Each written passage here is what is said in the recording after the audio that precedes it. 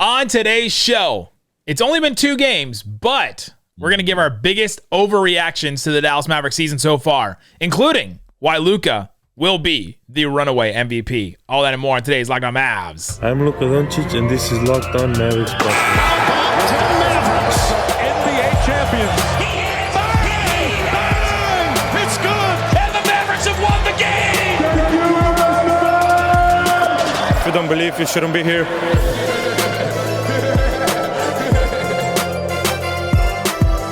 And welcome. You are locked on to the Dallas Mavericks. My name is Nick Angstadt, media member and NBA channel manager for the Locked On Podcast Network. Thanks for making Locked On Mavs your first listen every single day. We are free and available on all platforms, including YouTube. But the best way you can help us grow the show is to comment anything below. Let us know, what's your biggest overreaction? It's got to be an overreaction. Can't just be a reaction. Got to be over the top. YouTube comments, you do that very well. The Raccoon Squad does overreactions very good. Just give me your biggest one. Today's episode is brought to you by Prize Picks. First-time users can receive a 100% instant deposit match up to $100 with promo code LOCKEDON. That's prizepicks.com, promo code LOCKEDON. And joining me, as always, my co-host, writer, and contributor at Mavs.com, the overachieving orator, the one more thinking. What you got for me, Isaac Harris? All right, just right off the top. House of Dragon. Scale 1 to 10. How was this first season? It was like an 8. It was good. Yeah, I agree. Great moments. Didn't have any big surprises. Yeah, there's a few moments. I was like, oh, that was kind of cool. But a couple Game of Thrones-y moments, but none that shocked me.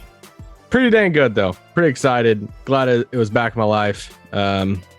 Rings of Power is better. So there you go. Wow. Sorry, now here come the comments. We'll get some comments about that.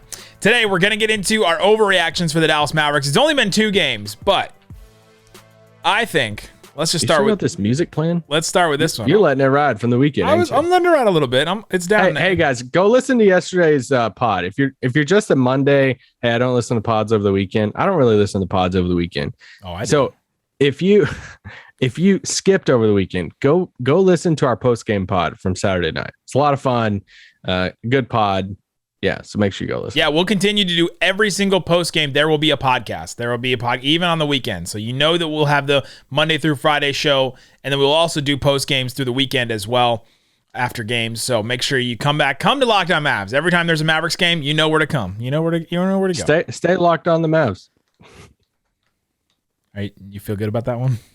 Ready for dads do the ads, baby. Biggest overreaction.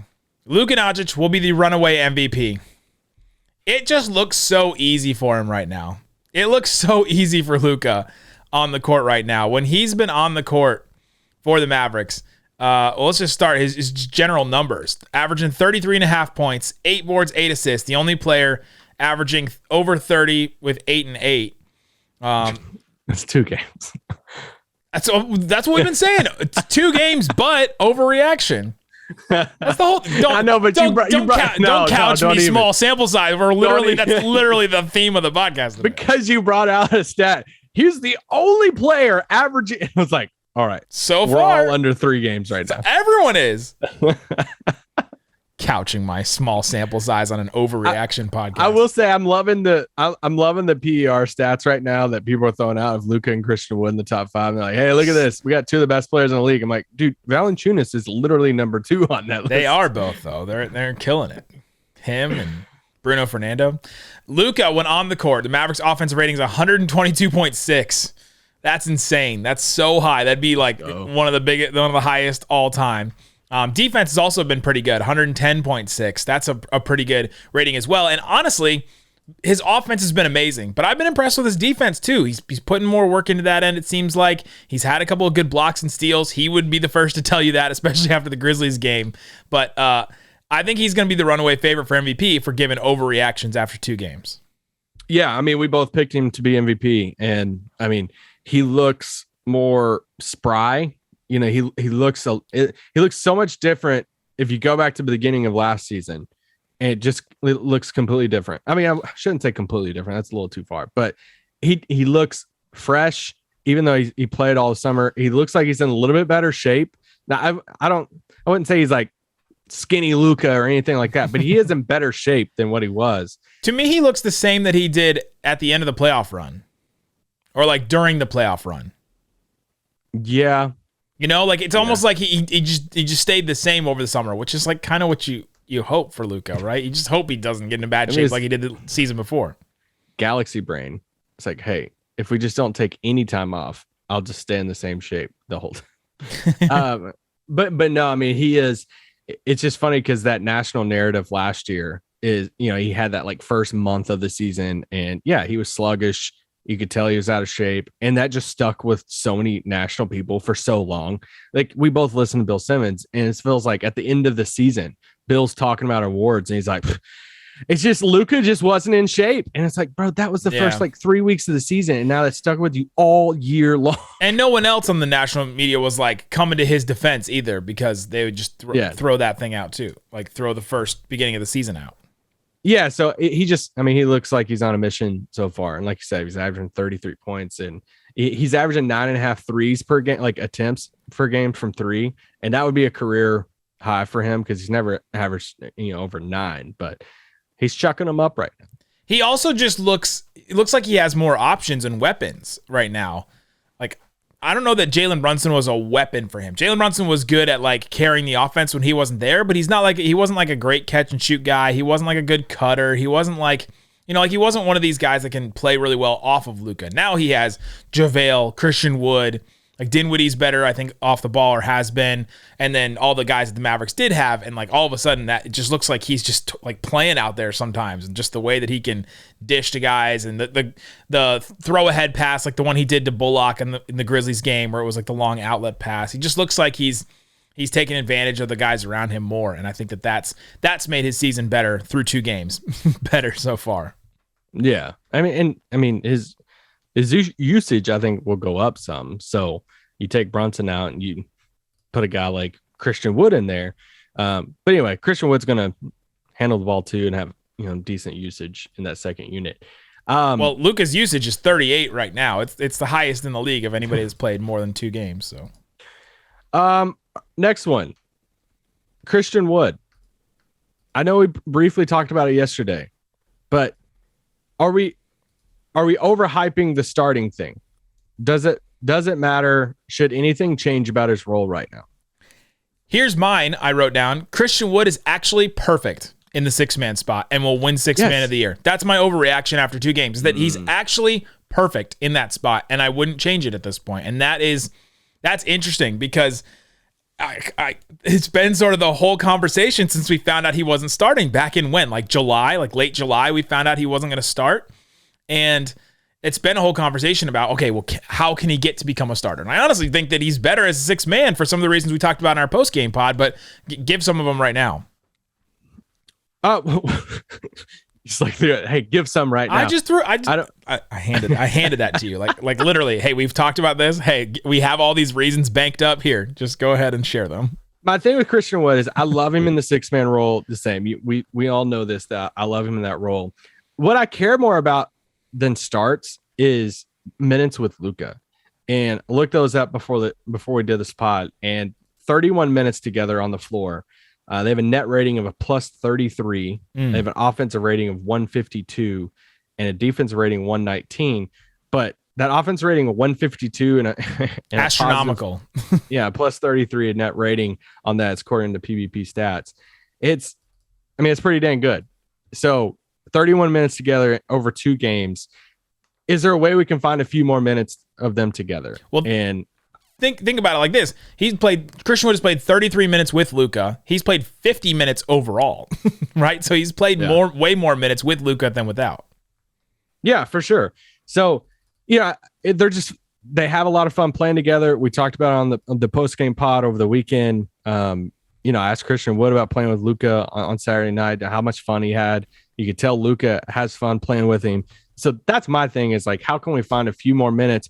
But the counter to that is Christian Wood's feasting on these second units when Luka's setting. So you get it. It's like, hey, they play well together, but you also want Christian Wood feasting on the second units like he is right now. Yeah. It's where he has this PER, he has, some usage stuff to where he's getting the ball and he's like, dude, I'm just going to go get buckets. And at the end of games, I'll talk about in a little bit, one of the things we'll be talking about is like Christian Wood versus Maxey of who finishes games, because then the ball's going to be in Luka's hands. And yeah, when right now the ball's in Christian Wood's hands when Luka's off the floor. Coming up, more reasons why Christian Wood is actually perfect in the 6-man spot. And is he the best teammate Luka's ever played with? We'll talk about that coming up. But before we do, let me tell you about Prize Picks. Prize Picks is the best place to check out everything in daily sports. You can go right now and they have Sixers versus Pacers. And you just go in there, and I can pick Joel Embiid 28.5 points against the Pacers. Isaac, you think he's going to score more or less than 28.5 points? More. The Harden one is 22.5. I'm going over on that one, too. Give me over on that. I might go under on Joel Embiid because of the plantar fasciitis and all that. But if I go more on both Harden and Embiid, and I put down $20, I can win $60 on Prize Picks. Just like that. I'm not playing against a bunch of professionals and all that. I can put that down and win on Prize Picks tonight if I decided to do that. Does Prize Picks have anything on Westbrook? Not at the moment. It's day to day. You got to keep coming back every single day. See when they have Maverick stuff, so you can go check it out. Download the Prize Picks app or go to prizepicks.com to sign up to play daily fantasy sports. Also, if you deposit $100, Prize Picks will give you $100. They'll match it. If you deposit $50, they will give you $50 to use. Use the promo code LOCKEDON when you sign up. Again, it's prizepicks.com, promo code LOCKEDON. All right, Isaac Harris, we're doing our overreactions after 2 games. Overreactions, it's only 2 games, but Christian Wood is actually perfect in the 6-man role. And the reason why I say this is because you look at game flow and you look at when the Mavericks start games, Luka is just doing everything. I mean, I was sitting next to Kevin Gray, as I normally do, and he was just counting up in that Grizzlies game. Okay, Luka has scored or assisted on 15 points, 16 points, 17. Like, he was just counting up as it was, like, rolling in. And Luka just controls so much of the offense and so much of what's happening that he has a role guy in JaVale. He has another ball handler slasher in Dinwiddie. He has the 2 shooters in Dorian and Reggie. Like, he has what he needs to start games. And then when it kind of slows down and some of those guys go off the court and they bring in other guys, you want a guy like Christian Wood to give that little jolt to the offense. And then when Luka's off the floor, you want Christian Wood to sort of bridge that gap because of he's been such an easy and good scorer so far. And so I think that's why he's been so perfect in this role. He's going to win 6-man if he continues like this. And I'm excited to see how it continues to develop. Oh, if he continues averaging 25 points a game, yeah, I mean, lock that 6-man. 25 points, 10 boards, and almost like what? He's at like 3 assists a game too. Yeah. So get the hardware for Christian Wood. Do you have any more Christian Wood ones? I don't. No. I have a Maxey versus him thing. It's not really like overreaction, but it's just something to watch out for. And it's why when we were doing board bets or stuff before the season started, I threw it out there. I was like, who's going to average more minutes this year? Or who's going to have more total minutes? Maxey. Yeah, that one was where you lost me. And but do you think it's not crazy though? Only if Christian Wood would get traded or like not be on the team anymore. But look at it so far though. Like they're neck and neck. And I think it's going to be a realistic thing because we're going to see Maxey close games over Christian Wood at times, especially some of these close games. And it's going to throw some people off and it's going to cause a fan argument and it's going to cause debate because Dallas is going to go with defense and it's going to say, hey, the ball's going to be in Luka's hands. Maxey's going to be at the 5 and he can, guard on the perimeter and hit the 3. And if they end up losing, people are going to freak out and say, where in the heck was Christian Wood? Why is Maxey playing? Or, it could be the other way around. And so that's going to be a fascinating thing for people. Overreaction. It's only 2 games, but Christian Wood is better with Luka than Porzingis ever was. Ever was? Yeah. I want to say I think I'm there. Only 2 games. But overreacting. I gotta see a little bit more because no, it's overreaction. This is literally just after 2 games. Because obviously, I mean, when Porzingis got traded, I was on that pod right afterwards saying this is a great trade. Yeah, you're all in on it. They had to do it. It just didn't work. And you were one of the only people that said that day when the trade went down that the Mavericks are better now than they were with Porzingis. Yes, and better with Dinwiddie and third ball handler, all that stuff. But I do think we forget about a few stretches there that we were like, whoa, this could be something really special. And the outside shooting, the defending the paint, whenever there were a few stretches through that tenure, what was it, 3 years or however long it was that they played together, that Porzingis few stretch. I mean, that let me get like half a season of Christian Wood. Like, yeah, for sure. Right now it's looking like it, but yeah. So it's close. Here's what it is for me. And I've seen a lot of Mavs fans say this and say, oh, no, Christian Wood, somebody DM'd me and said Christian Wood is more Zingis. Like, take it to the next level. His 3-point shot is going down. That's huge, right? The Kristaps Porzingis that we were sold, the bill of goods we were sold on Porzingis is that he's Klay Thompson, 7-foot Klay Thompson. And he was never that with the Mavericks. He was like 30, 33%, 35% from three at times, taking these deep 40-foot 3-point shots sometimes, not hitting the catch and shoot shots.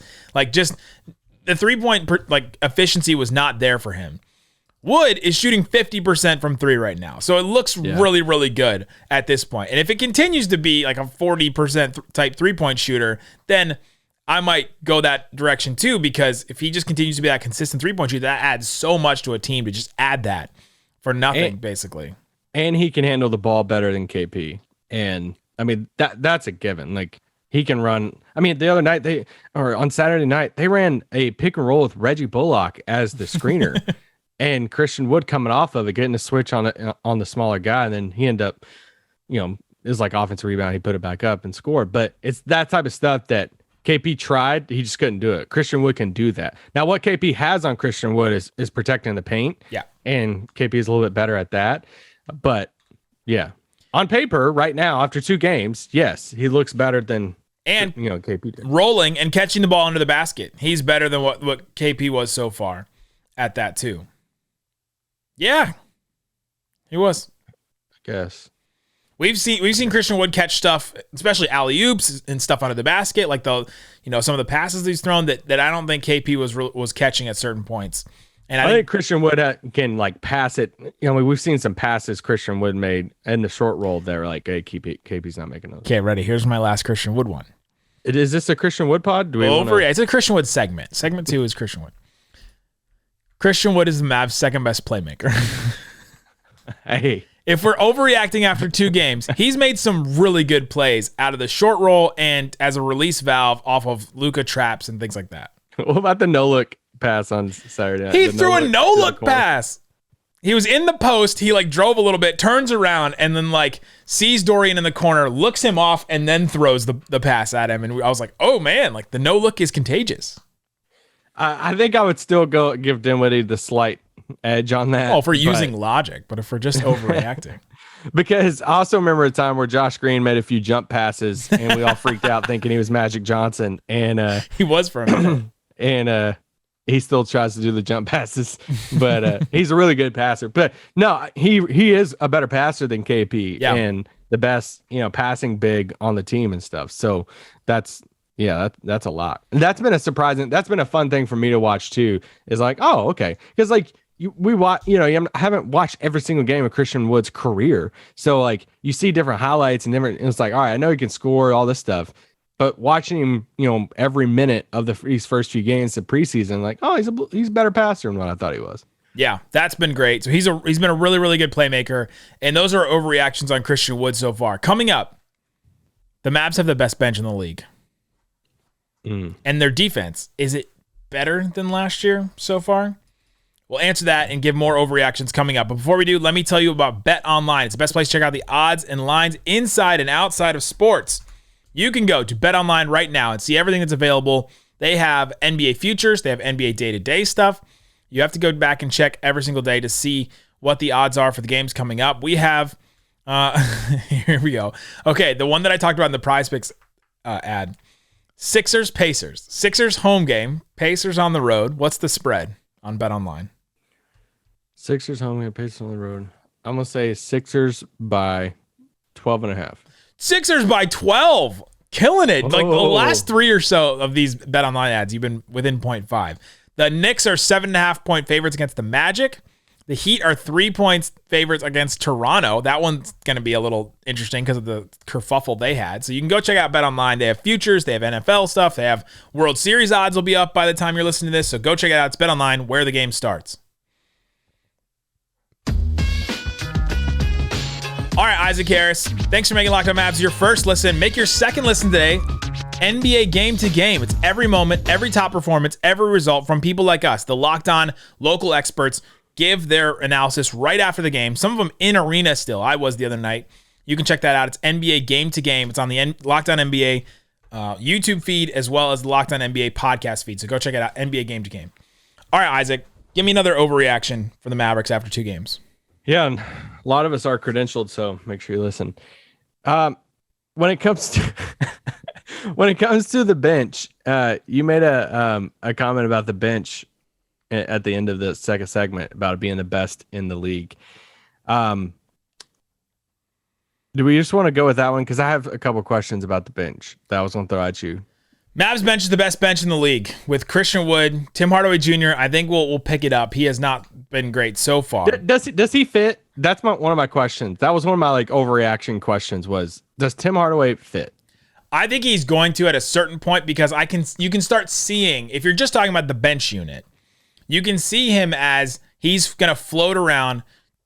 Spencer Dinwiddie's eventually going to get way more aggressive in driving. When he drives, Tim Hardaway will just float to the open space. Christian Wood, when he has his stuff under the basket, when he doesn't have anything and he kicks back out, Tim Hardaway Jr. will be floating. And eventually he'll just be like the sniper in that lineup with 2 playmakers that can get him the ball in certain spots. My thing, I get a little worried with the Tim stuff because it's like, I want to say at the beginning of the year before his leg injury, even going into Carlisle stuff, it felt like they had a defined role for him and define hey, we're going to get you get the ball coming off a screen. We're going to run some plays, get you an open 3. It feels like after 2 games, overreacting, that it's just more of hey, we're just going to unleash you. And that's the unleash Tim Hardaway. It scares me a little bit because he's not a playmaker. He's not a creator type. We need him spot up 3s, little trailing 3s. It's funny when they put him and Christian Wood in together because I'm they walk to the scores table together as the 6th and 7th man, checking in. And I just envision them both at the scores table saying, dude, I'm getting more shots than you. I'm the 6th man. It's straight up like Gimli and Legolas at Helm's Deep counting their kills. And it's 16, 17. Tim Hardaway hits a 4-point play. That still only counts as 1. And that's just how I'm envisioning it because they're both just, hey, just go get buckets, chuck your shots up type stuff. And I just wonder, Christian Wood has been more efficient and he's better in that role. And then if Dinwiddie's running the second unit and then Tim's just out there just trying to get a shot, I just wonder how that's going to fit long-term or if it does. Well, and last year he played 42 games, averaged 29 minutes. He was about 14 points a game and shot 33% from 3. That's the lowest he had shot in Dallas so far. And it didn't really feel like he really had that role. So it doesn't feel like the kid in this coaching staff had really figured out what his role was supposed to be last year. And now then they just identified this identity for the team. And now they bring him back in. He's essentially a free agent acquisition that some GMs may mention that. And now they have to figure out this new role for him. And coaches. They say that too. I think they'll figure it out, and I just think having three offensive threats like that. Now I'm counting Dinwiddie as part of this bench unit because he's going to be running the second units. That with those 3 guys. Baku. Yeah, I don't sometimes, but I just think that they'll figure it out with him. It's going to take a little bit. He's coming off of a leg injury, right? Going to take him a little bit to knock some of the rust off. Just stand on the bench for a second. Observation after 2 games. Looks like it's about a 9-man rotation. Mm-hmm. Frank didn't play on Saturday night, but looking like those 4 guys off the bench, being Tim, Josh Green, Maxey, and Christian Wood. No Jaden Hardy at all. He is. It was funny because in the preseason we threw it out there Hardy's going to be the ultimate victory cigar. And dude, there were some people up in our comments and DMs hot that we were saying he's a victory cigar. And no, he's going to be it. It's no, he's just not ready yet. This is his role. Day before the regular season, Jason Kidd, he said he's just outside the rotation. He's just outside looking in, and that's where he is right now. And when we're beating teams like we did on Saturday night, we're all going to be on Twitter just throwing a fit for him because, I mean, what better to watch at the end of games than a young bucket getter that's just like waiting and growing? Like, it's fun. Yeah. Shout out to his pregame fit too. Where does one buy pants like Jaden Hardy was wearing? Another overreaction. The Mavs defense is better than last year. Spicy. Okay. The numbers wouldn't necessarily say it, but with JaVale, I think Christian Wood's been a little bit better than I expected. I expected him to be a traffic cone, and he has not been. So he's been engaged on defense. You can tell the principles that Sean Sweeney has tried to like instill in him is shining through, and you can at least see the intention for him to play hard on defense. Also, think about this: Dwight has played no minutes. Really, that have mattered. Davis Bertans has played no minutes so far because he's been hurt, and Brunson is gone. So you add JaVale, Wood, and Luka's been better defensively than last year, and you remove Brunson, Dwight, and Davis, and then all of a sudden, like, the Mavs defense looks more formidable than it did last year, and it has against the Suns, I think, and definitely the Grizzlies.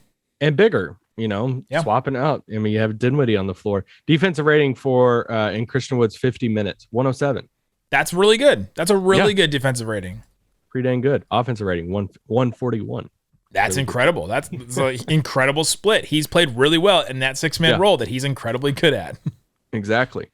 There's something else I was going to bring up with the... Yeah, I got two more. Okay, go with yours. Dwight Powell will never play meaningful basketball for the Mavericks ever again. That's my overreaction after 2 games of seeing this Mavericks team.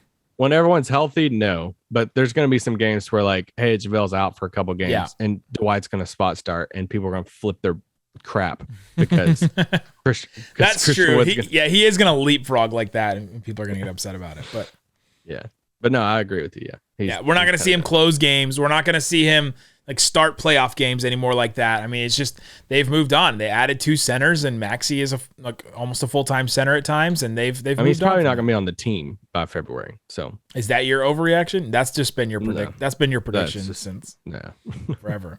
My last one was that of the end of the bench guys. So you're talking about Hardy, Pinson, Bertans, maybe even Dwight.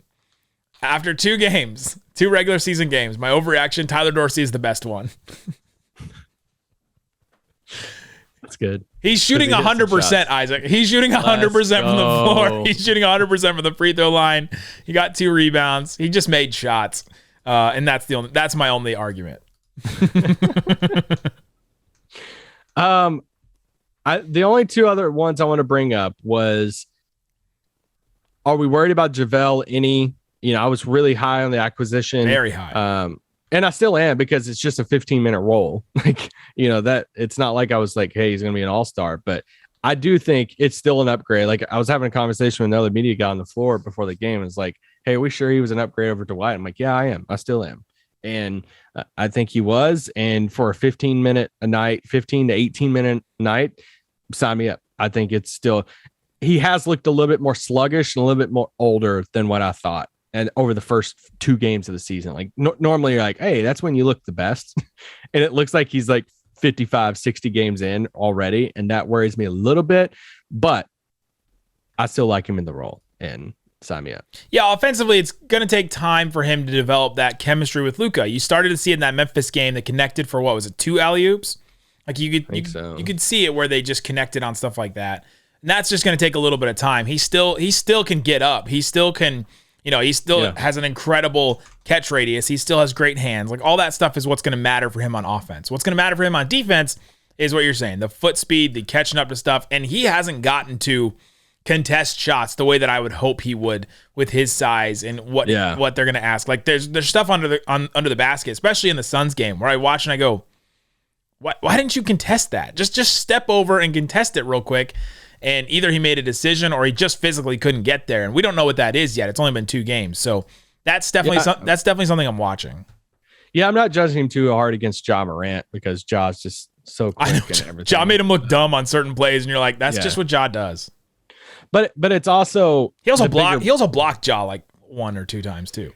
It's also the bigger bodies that we're gonna go up against that you're saying, hey, go in there and bang with a guy for a little bit that Dwight just couldn't at all. Like, We got the Bang Bros. Stop. but like Dwight couldn't at all. And, no matter like if there's another bigger center on another team, then it's like, all right, here we go. Like Dwight's just going to get pushed around. Yeah. JaVale's not going to at least get pushed around by anybody. So my last one, overreaction or hot take, whatever you want to call it. These 4 jerseys for the Mavs, the best combo in years. Shut it down! Let's go home! Wow. Best combo. Let's just say like over 10 years. There has not been 10 years. Okay, so you're going back. There has not been a lot of, I would say, competition for this. It's just these 4 are incredible. Just the statement and, association or the icon association, the classics, that classic blue, classic white. I think they look fine. They look good. The statement jerseys they debuted on Wednesday, I thought they looked incredible, especially with the court. They did really good. New court, slightly gray, more navy, new center court logo there. It just looked really, really good with court. And then when the city stuff comes out, this is my favorite city stuff ever of any of them. And I like the white and gold a lot. Hated the graffiti. Hated them. It was the worst things you very much did. They were worse than the silver trash bags. But this year's city edition stuff is like clear out the bank account. Like we're going. Yeah, Isaac's going. Isaac shopping. texted me. He's like, I'm going broke as soon as they release all this stuff. Yeah, it's just absolutely incredible. Yeah, absolutely. There's our overreactions for the Dallas Mavericks after 2 games. Let us know in the comment section. Let us know on Twitter at LockedOnMavs what you think. What's your biggest overreaction? And thanks for making us your first listen. We will be back with a post game after the Tuesday night game against the Pelicans. Zion Williamson may not play. Ingram went out as well, so that one should be an interesting one. Valanciunas though.